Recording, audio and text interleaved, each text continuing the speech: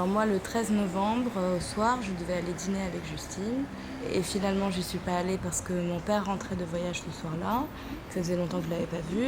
Et le petit Cambodge étant pas très loin de chez moi, je lui avais dit je vous rejoins après pour le dessert ou pour boire un verre plus tard. J'ai reçu un message d'elle à 21h21. Et ensuite, la personne avec qui j'étais m'annonce qu'il y a une fusillade dans le 10e arrondissement. Donc là, j'ai essayé de l'appeler. Justine est quelqu'un qui a toujours son téléphone avec elle, qui répond toujours au téléphone de jour comme de nuit. Et donc, bon, j'ai pas eu de réponse. J'étais un peu. Mais j'étais pas vraiment inquiète parce que déjà, on savait pas que c'était des attentats. C'était une fusillade, donc c'était un peu un acte isolé. Et moi, je suis de nature assez confiante. Enfin, en tout cas, j'étais de nature assez confiante. Et ça me semblait. J'y ai même pas pensé, en fait, qu'il ait pu lui arriver quelque chose à elle. Et ensuite, sa mère m'a téléphoné pour me demander où on était.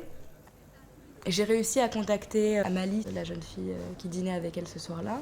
Et elle m'a répondu que oui, elles étaient au Petit Cambodge, qu'il y avait une fusillade. Elle était aux toilettes pendant que ça s'est passé et que quand elle est sortie, il y avait plein de morts, du sang partout et que Justine était vivante, mais qu'elle était blessée à l'estomac. Voilà. Donc moi j'ai tout de suite recontacté sa mère pour la prévenir et sa mère a gardé la tête très froide.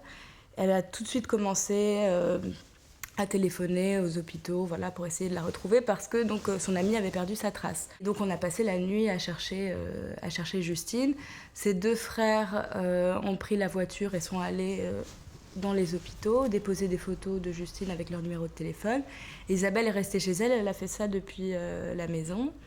Les heures se sont écoulées. Moi, j'ai commencé à prévenir quelques amis proches que j'avais en commun avec Justine parce que tout de suite, quand on a appris qu'il y avait eu cette fusillade et puis une deuxième et une troisième et le Bataclan sur Facebook, il y a eu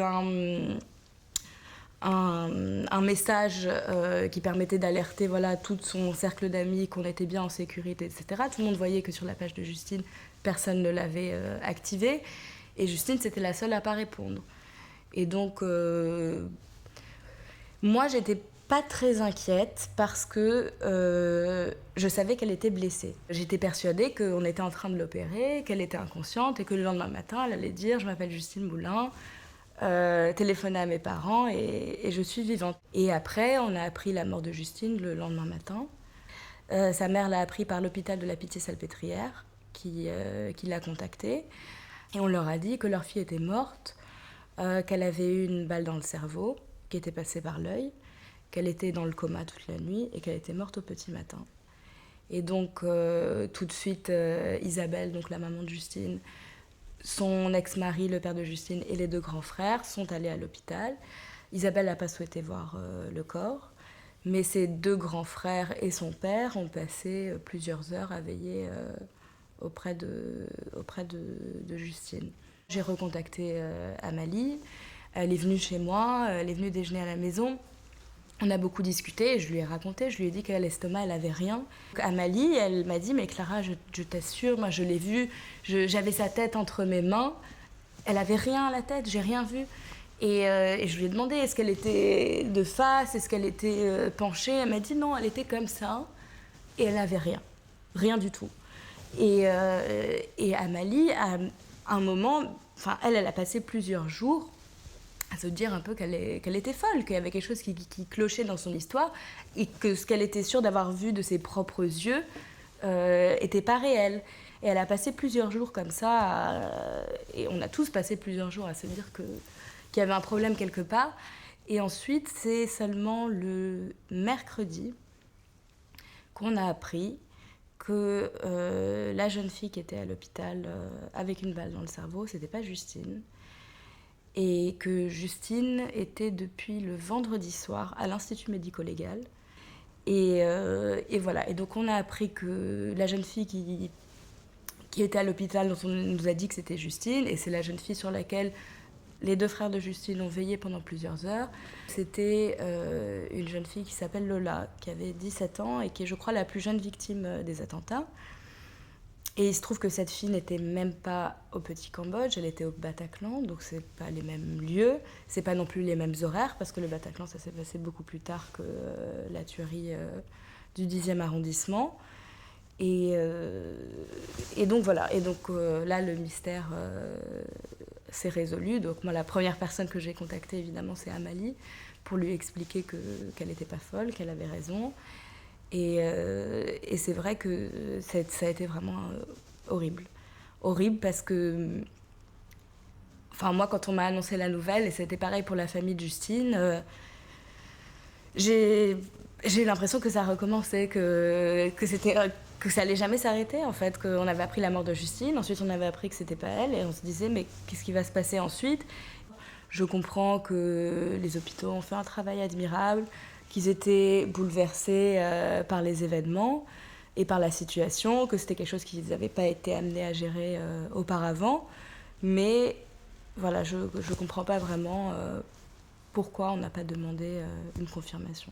Quand la famille de Justine est arrivée à l'hôpital de la Pitié-Salpêtrière le samedi matin, à aucun moment on leur a demandé de reconnaître le corps, de confirmer l'identification. Moi, c'est quelque chose... enfin, tout ce monde-là, c'est quelque chose qui m'était complètement inconnu avant. Et donc, c'est vrai que moi, c'est quelque chose que j'ai surtout vu dans les films, où voilà, on demande est-ce que vous pouvez confirmer que c'est votre fille, que c'est votre sœur, oui, non, et on attend une réponse. À aucun moment on leur a demandé. Eux, ils avaient passé une nuit sans dormir à faire le tour des hôpitaux de Paris. On leur apprend que leur fille ou que leur sœur est morte. Donc, on leur dit qu'ils ne vont pas la reconnaître, que son visage est bandé. Donc, à aucun moment ils n'ont remis en doute la parole des médecins. Ils leur ont fait pleinement confiance. Donc, quand ils sont arrivés dans la chambre, ils ont vu en fait seulement son visage. Et de son visage, ils ont vu une toute petite partie, puisque elle était presque entièrement bandée. Son corps, ils ne l'ont pas vu, donc ils n'ont pas vu ses mains. Et puis, on leur a jamais demandé de confirmer. Donc, c'est vrai qu'ils n'ont pas eu de doute, ils ne se sont pas posé la question. On va vérifier si c'est bien elle. Et la réponse qui a été donnée par l'hôpital, c'est qu'à ce moment-là, il leur semblait que cette fille, c'était Justine. On ne sait pas pourquoi, et que voilà, ils se sont un peu précipités dans l'identification, que ça a été une erreur pour nous, pour Justine, mais que pour d'autres familles, ça les a beaucoup aidés parce que le corps de leurs enfants a été identifié très vite, et donc ils ont pu avoir une réponse rapidement et ne pas perdre de temps. Après, moi je pense que pour la famille de Lola, ça a dû être pire encore, parce qu'eux n'avaient pas le corps de Justine, eux ils n'avaient rien. Donc pendant 5 jours, ils étaient sans nouvelles, ils n'avaient pas de corps, pas d'hôpital, pas d'endroit, rien. Elle était sur aucune liste puisqu'elle avait été identifiée par personne. Et nous, au moins, on savait qu'elle était morte. Donc après, voilà, pas forcément de la même manière, mais on savait qu'elle était morte et on l'a appris très rapidement. La famille de Lola a dû attendre 5 jours pour avoir des nouvelles. Et c'est vrai qu'en 5 jours, vous imaginez ce qui peut se passer dans la tête des proches. Et je pense qu'en 5 jours, on garde quand même un espoir qu'elle soit vivante quelque part, incapable de se souvenir de qui elle est, ou incapable de parler, ou que sais-je encore. Je me suis refait le film dans ma tête des centaines et des centaines de fois, et parfois je me dis que peut-être que si j'étais allée, j'aurais dit venez, on va ailleurs, j'ai pas envie d'aller dans ce restaurant, on va dans un autre, ou on se met pas sur cette table-là qui est près de la fenêtre, on se met au fond. Il y a des gens qui ont survécu là-bas. Ou après, peut-être que c'est moi qui serais allée aux toilettes, ou que c'est Justine qui serait allée aux toilettes, ou qu'on serait parti plus tôt. Parce que c'est vrai que quand Justine est morte, elle avait sa carte bleue dans les mains, elle était en train de payer. Donc à 5 minutes près, elle aurait pu, elle aussi, y échapper. Donc j'ai passé beaucoup de temps à m'imaginer ce que ça aurait pu être, comment les choses auraient pu changer. Mais après, c'est vrai que les choses sont comme elles sont et malheureusement, on ne peut pas revenir en arrière.